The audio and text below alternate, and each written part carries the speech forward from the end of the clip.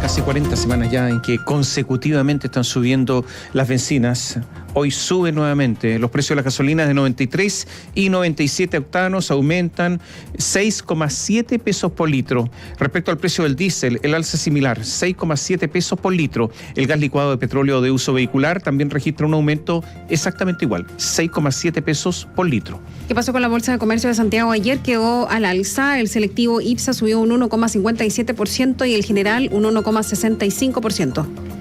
El Dow Jones en Estados Unidos, el Dow Jones subió un 0,19%, el Nasdaq, que reúne títulos tecnológicos, disminuyó un 0,01%. El dólar bajó 2 pesos con 30 centavos, quedó en 846 pesos con 85 centavos comprador y 845 pesos vendedor. El euro se cotizó en 901 pesos con 77 centavos. Unidad de fomento para hoy, jueves 28 de abril, alcanza 32.136 pesos con 14 centavos. El cobre, el precio del cobre bajó un 0,03%, la Bolsa de Metales de Londres se transó en $4,49. A esta hora sigue bajando, está en $4,46. El precio del petróleo Brent, que es la referencia para Chile, subió un 2,61%.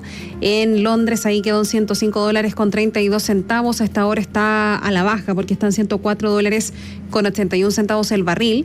Y en Nueva York, en donde se cotiza el WTI, subió un 0,39%, quedó en $102.23 el barril. A esta hora está a la baja también, está en $101.94 por barril. El gobierno logró un acuerdo con 9 gremios de la pequeña y mediana empresa, no con todos, hay algunos que están descontentos, no hay un consenso total, para incluir en el proyecto de aumento del salario mínimo a 400.000 pesos un subsidio que permita amortiguar este reajuste. El aporte sería de 22.000 pesos por cada trabajador que reciba este ingreso, pero otros dirigentes, que son los que no firman este documento, esperan mejorar la propuesta en la discusión legislativa.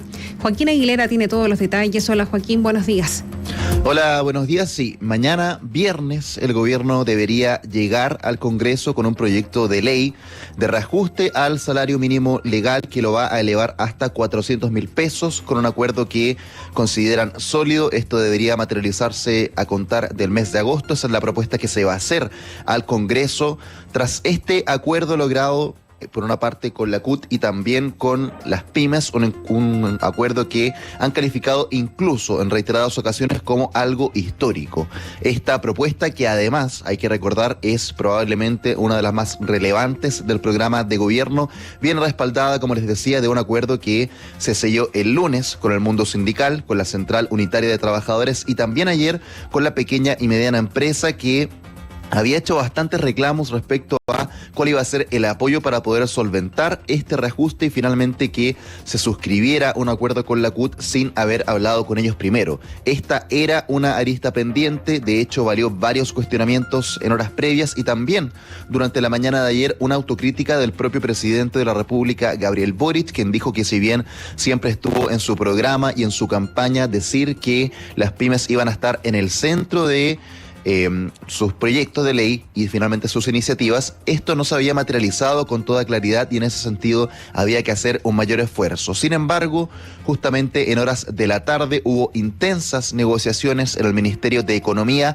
casi 5 horas de conversaciones donde finalmente se llegó a una fórmula de consenso con 9 de los gremios que estaban sentados a la mesa.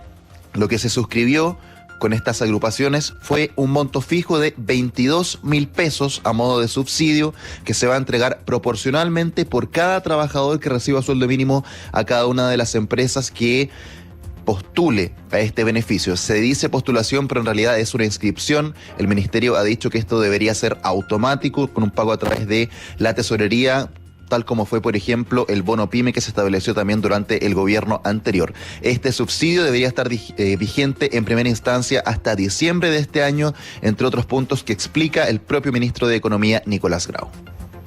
Aquí el beneficiario es la empresa. Uno tiene que calcular el subsidio para cada una de las empresas considerando las y los trabajadores que tienen. Si una empresa tenía en enero del 2022 o en febrero del 2022 10 trabajadores que ganaban el salario mínimo, esa empresa en mayo del 2022 va a recibir 22.000 pesos por 10, o sea, 220.000 pesos de subsidio. Además de este compromiso respecto de lo que queda del año, el subsidio también se va a extender hasta abril del año 2023. Se debería extender en el mismo monto a menos que se cumpla la cláusula que se estableció en el acuerdo con la CUT y finalmente el sueldo mínimo, en caso de que la inflación anual supere el 7%, suba automáticamente a 410.000 pesos a contar de enero del próximo año. En ese caso, este subsidio también se ajustaría automáticamente hasta 32.000 pesos que aportaría el Estado. También otro punto que se aclaró es que, por ejemplo, si una empresa tiene 10 trabajadores con sueldo mínimo y finalmente contrata a un 11º trabajador, el subsidio también se reajustaría proporcionalmente a esa cantidad de trabajadores con sueldo mínimo que estaría percibiendo esta empresa. Otro punto que permitió destrabar la negociación fue en todo caso un compromiso adicional que tomó el gobierno para poder trabajar junto a los gremios en algunas materias que se habían manifestado también como preocupaciones. Se va a incluir a los pymes, por ejemplo, en la discusión de proyectos como la reducción de jornada laboral. También se va a trabajar en modificar la ley de pago a 30 días, se va a hablar de acceso a créditos y evaluar lo que es el refinanciamiento para créditos FOGAPE. Fue una agenda que se comprometió, una agenda de trabajo que va a ser complementaria a este subsidio, que dejó contentos en realidad a la mayoría de los gremios que suscribieron este compromiso. Sobre todo destacaron la apertura al diálogo que ha tenido el gobierno, sentarse a la mesa con ellos, tal como dicen, por ejemplo, Rodrigo Bon, director ejecutivo de ProPyme, y también Marcos Rivas, presidente de la Asociación de Emprendedores de Chile. Lógicamente satisface el hecho de que los montos sean estables durante los meses. Existe un leve aumento en los fondos fiscales que van a ayudar al subsidio. La disposición de trabajar con nosotros temas en los próximos 30 días, muy importante, que tienen relación con las deudas de los FOGAPE, las deudas de los impuestos en general, para nosotros es muy importante.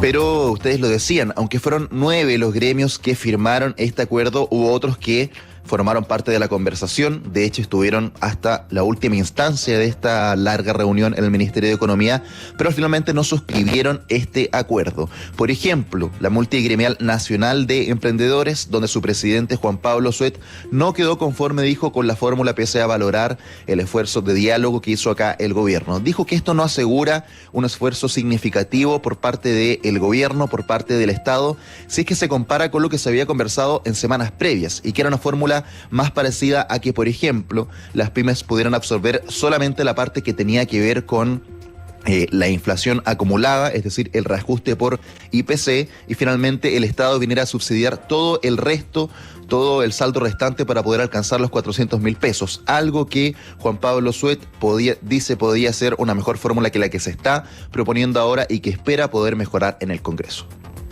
Finalmente, la fórmula que se propuso creo que desmejoraba la posición de las micro, pequeñas y medianas empresas y el subsidio que iba a entregar el gobierno. El gobierno incluso estaría poniendo menos del aumento real, las pymes estarían financiando 28.000 pesos del aumento del sueldo mínimo, el Estado solamente 22.000 pesos, cuando inicialmente la idea era que el Estado al menos llegara a cerca de 30.000 pesos de subsidio y las pymes solamente pusieran 20.000 pesos. Un caso similar es el de la Federación de Empresas del Turismo, donde su presidenta, Helen Kuyumyan, de hecho se retiró bastante temprano de esta reunión, se la vio salir del Ministerio de Economía. Ellos, dice el sector del turismo, no están todavía en condiciones de entrar ni siquiera en esta discusión, principalmente apelando a el contexto económico. No están las condiciones económicas para poder absorber este aumento del salario mínimo, dice, particularmente en su sector, donde todavía tienen algunas complejidades, en particular a propósito de las restricciones sanitarias. Como sector no podemos entrar ni siquiera a discutir cualquier aumento del sueldo mínimo cuando todavía tenemos más de 105.000 empleos por recuperar y estamos en una condición en la cual todavía no podemos volver a trabajar de manera plena. Tenemos el problema que no podemos recibir turistas extranjeros debido a las trabas que existen para entrar a Chile.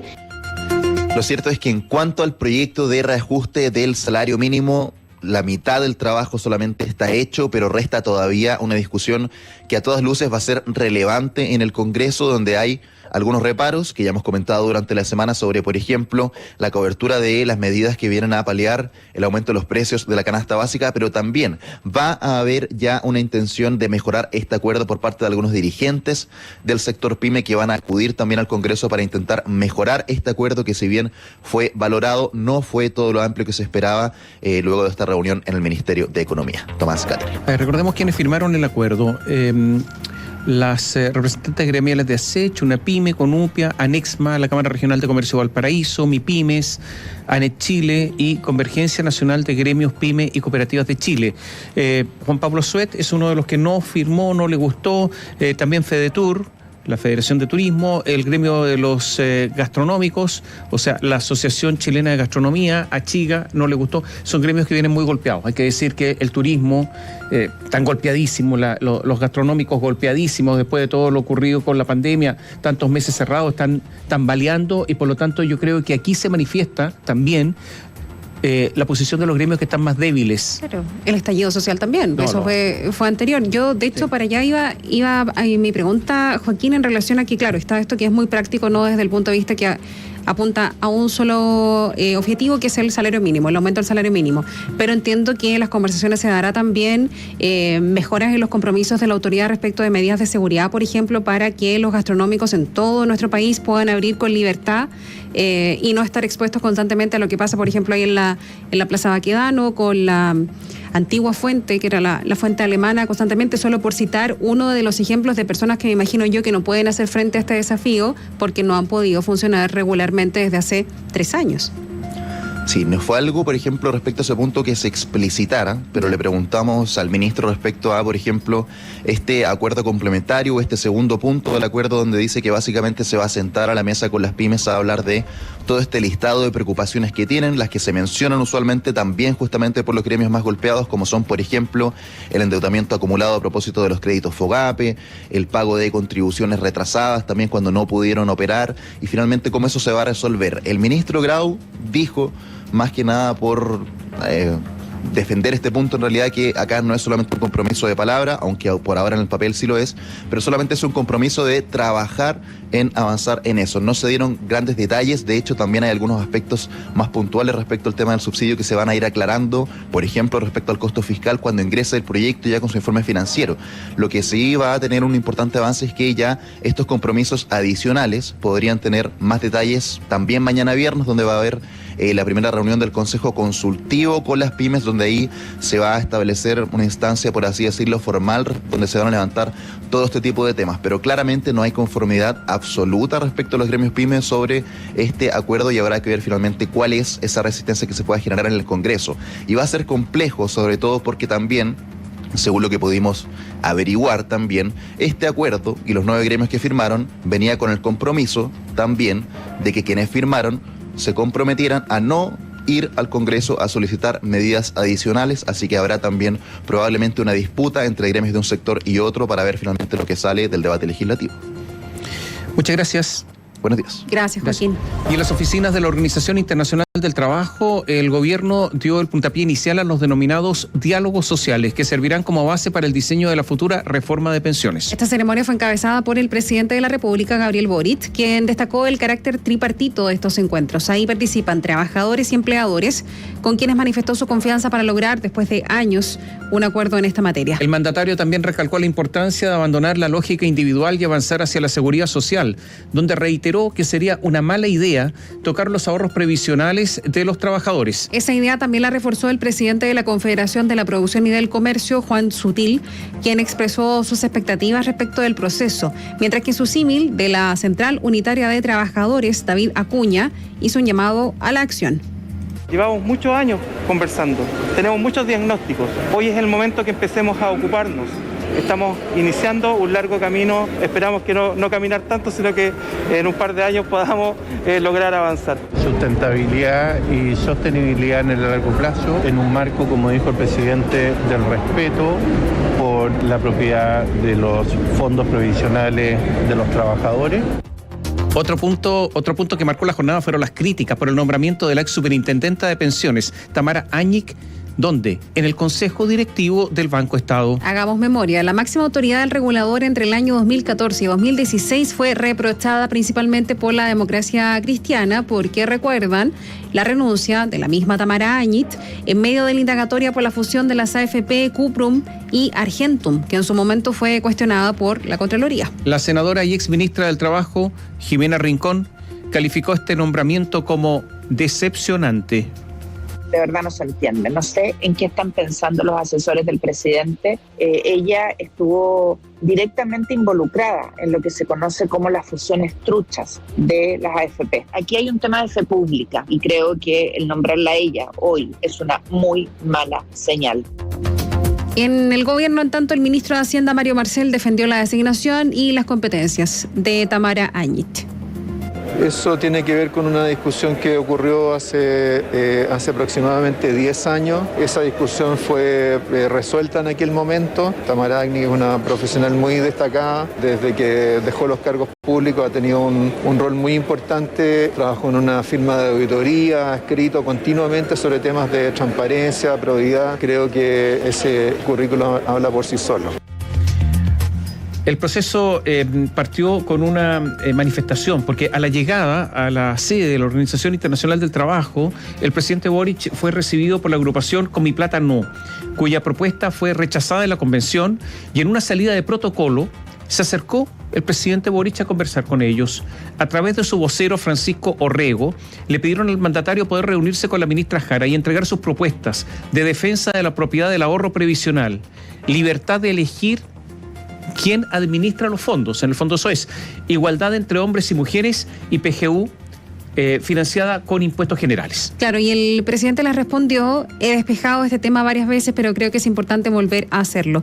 No solo no está dentro de nuestro programa, sino que creemos que sería absolutamente indeseable y no vamos a permitir que se toquen los ahorros de los trabajadores. Fue interpelado después y también sería sobre los ahorros futuros.